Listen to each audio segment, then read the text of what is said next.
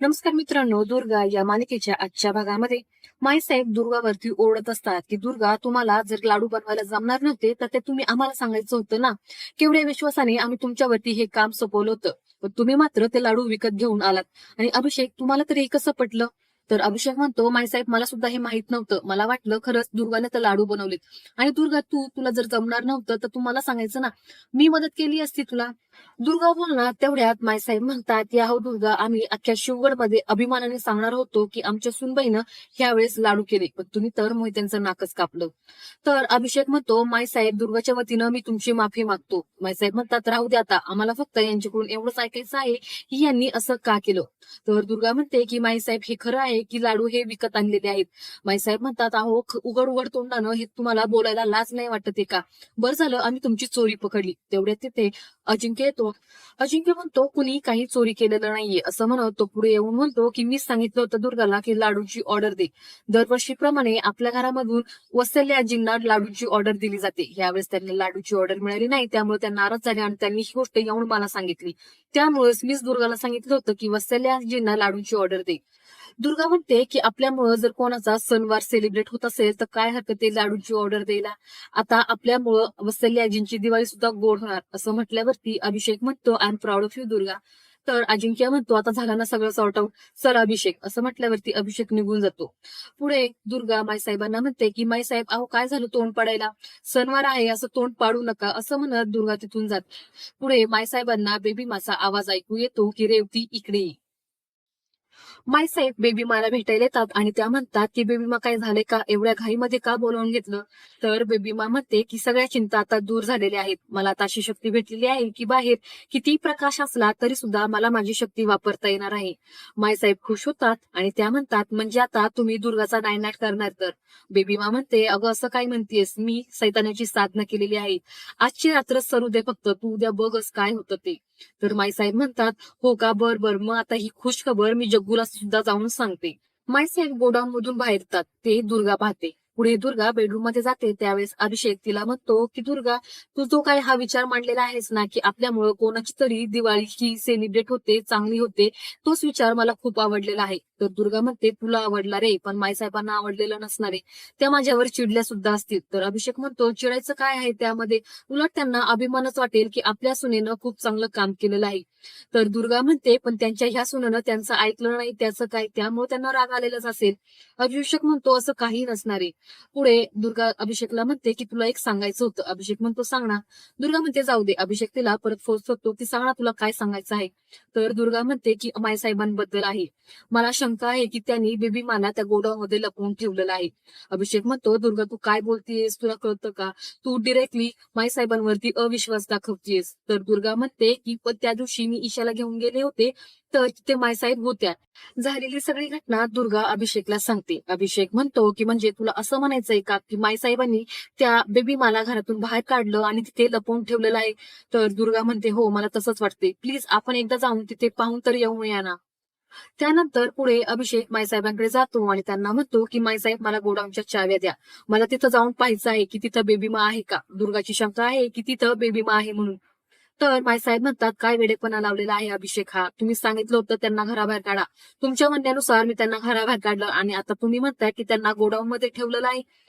तुमच्या बायकोने तुमच्या डोक्यामध्ये काहीतरी भरलं आणि तुम्ही त्यांचं लगेच ऐकलं. अभिषेक, आम्हाला असं वाटलं नव्हतं की एवढ्या लवकर तुम्ही तुमच्या बायकोच्या पदराआड जाल म्हणून.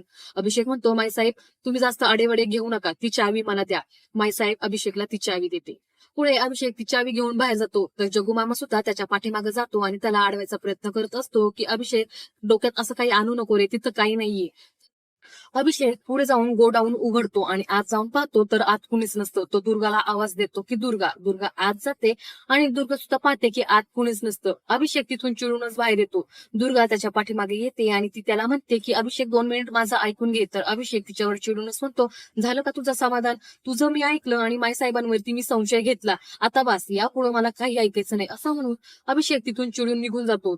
तर इकडे जगू मामा आज जाऊन चेक करतो. तो बेबी मला आवाज देतो आणि म्हणतो की बेबी मा बाहेर या, ते लोक गेलेले आहेत. बेबी मा कुठे गेले तुम्ही. त्यानंतर तो इकडे तिकडे पाहतो पण बेबी मा दिसत नाही. जगू मामा म्हणतो, खरंच निघून गेले का काय बेबी मा, तायडे आता आपलं कसं होणार.